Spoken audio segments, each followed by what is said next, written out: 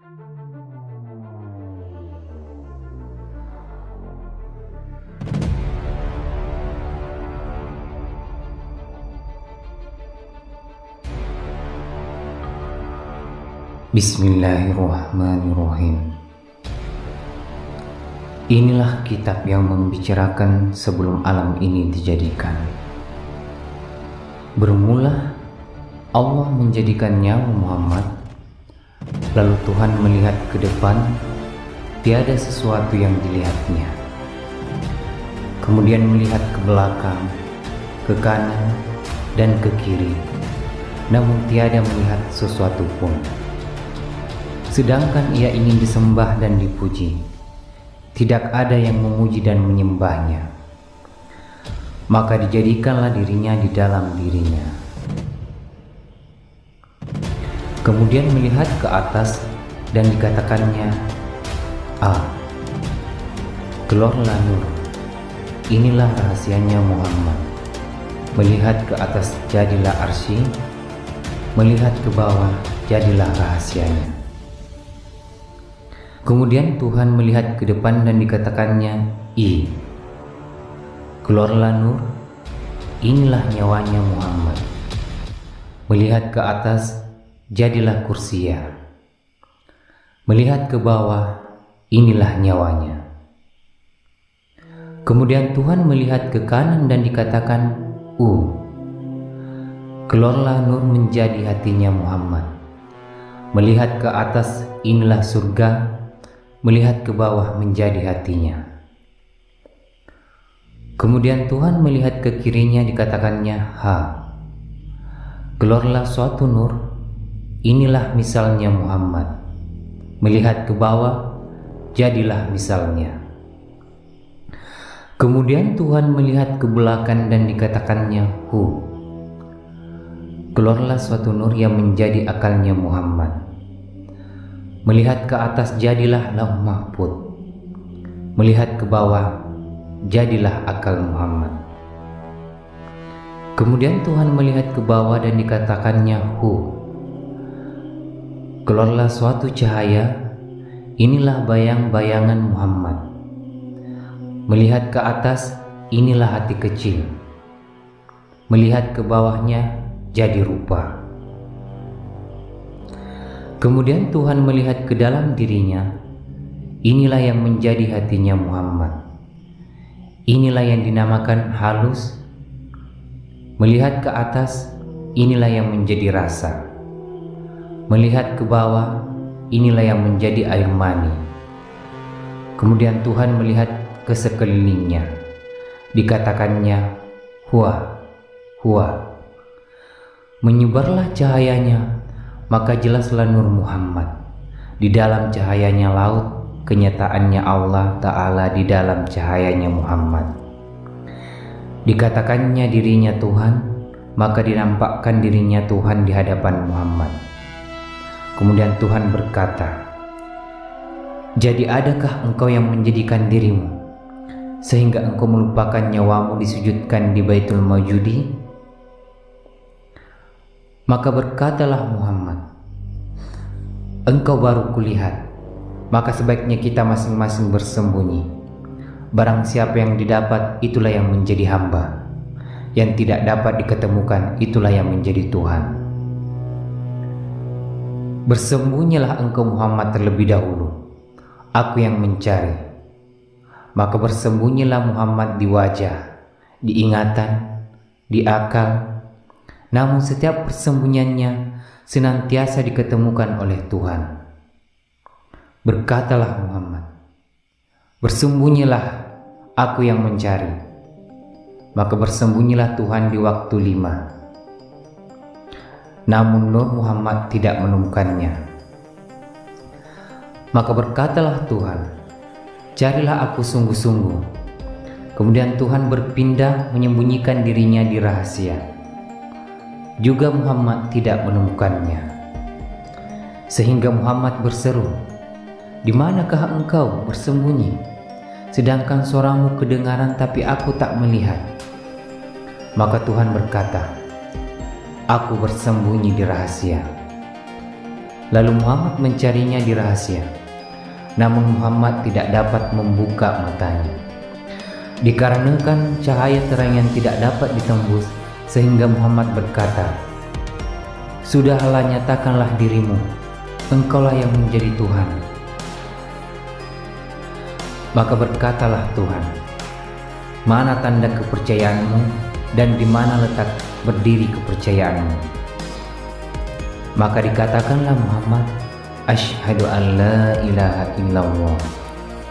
Lalu Tuhan menjawab, "Wa asyhadu anna Muhammadar Rasulullah."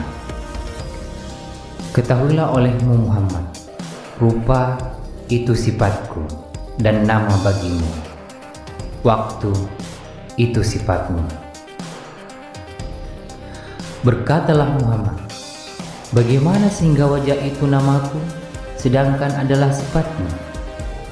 Berkatalah Tuhan, "Adalah rupa atau wajah itu namamu dan sifatku.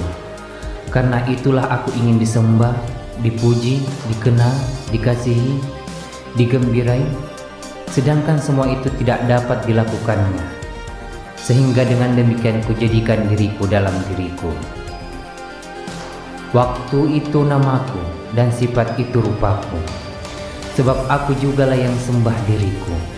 Sesuai dengan dalil, artinya adapun yang disembah dan menyembah itu satu. Jadi aku yang memuji diriku dan mengasihani diriku. Dan engkau kujadikan ya Muhammad, akulah yang menjadikan diriku dalam diriku. Adamu itu adakulah itu, kenyataanmu itu kenyataankulah itu. Ketahuilah olehmu Muhammad, adamu pada namaku yang sesungguhnya di dirimu. Adapun sifatku ada pada diammu. Adapun rupaku ada pada itikadmu. Adapun diriku ada pada manfaatmu. Adapun lahirku ada pada gerakanmu. Adapun perbuatanku ada pada perbuatanmu. Adapun rahmatku ada pada perkataanmu yang benar. Adapun kehendakku ada pada hajatmu. Adapun kekekalanku ada pada hatimu yang baik, tempatnya Muhammad.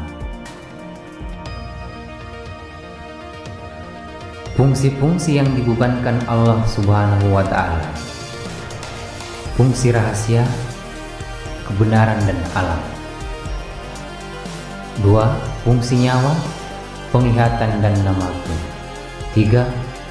Fungsi hati, niat dan pengenalan. 4. Fungsi ingat, angan-angan dan kekuasaan. 5. Fungsi akal yang nyata dan kebingungan. 6. Fungsi bayang-bayang, kepintaran dan kebodohan. 7. Fungsi nur, pertimbangan dan pengetahuan. Tanya, apa sebabnya engkau jadikan yang 7 itu? Aku jadikan yang 7 itu sebab aku ingin disembah. Di manakah yang disembah dari yang 7 itu? Aku disembah nur pada bayang-bayang. Bayang-bayang, ingat, hati, nyawa, rahasia di diriku, dan akulah yang sembah diriku. Apa penyembahan rahasia padamu ya Allah? Jawab, penyembahan rasa itu ketika ia mengatakan A. Penyembahan nyawa itu ketika ia mengatakan I.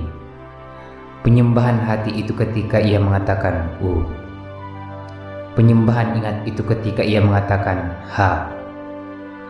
Penyembahan akal itu ketika ia mengatakan Hi.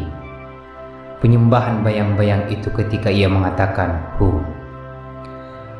Penyembahan nur itu ketika ia mengatakan Engkaulah yang kusembah ya Allah.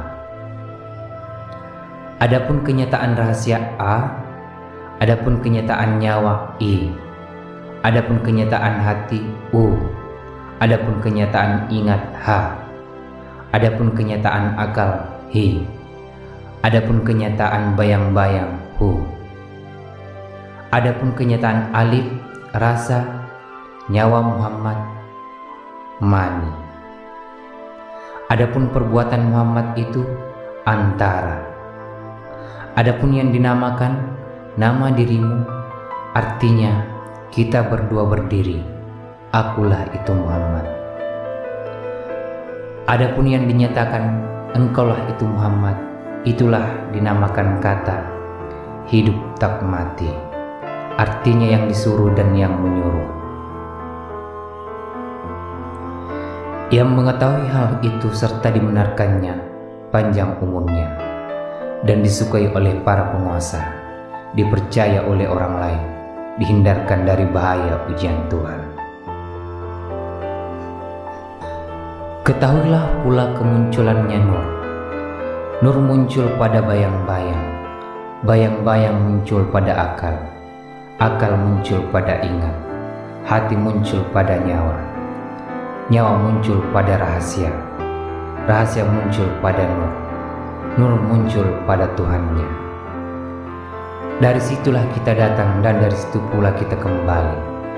Maka kenalilah aku sungguh-sungguh Muhammad bahwa kita tidak berpisah. Aku jadikan segala sesuatu karenamu, sedang engkau untukku. Muncullah engkau pada kenyataan, kunyatakan engkau dan kulindungi engkau. Adapun kenyataan serta pengertian alif itu bersumber dari titik atau sarra atau nyawa berlindung. Yang dinamakan nyawa berlindung yakni rahasia atau cahaya zat dan sifat, itulah yang memperkenalkan Tuhan. Adapun iman itu tempatnya rahasia, artinya rahasia adalah cahaya hati nurani. Ketika baris atas, bawah dan titik itu terbagi, maka jadilah 4 huruf. Pertama alif, kedua lam, ketiga lam, dan keempat ha. Inilah lapasnya Allah Subhanahu wa Ta'ala. Nyawa Muhammad dinamai ma'rifat, nyawa kita dinamakan hakikat, angan-angan kita dinamakan tarikat, tubuh kita dinamakan syariat.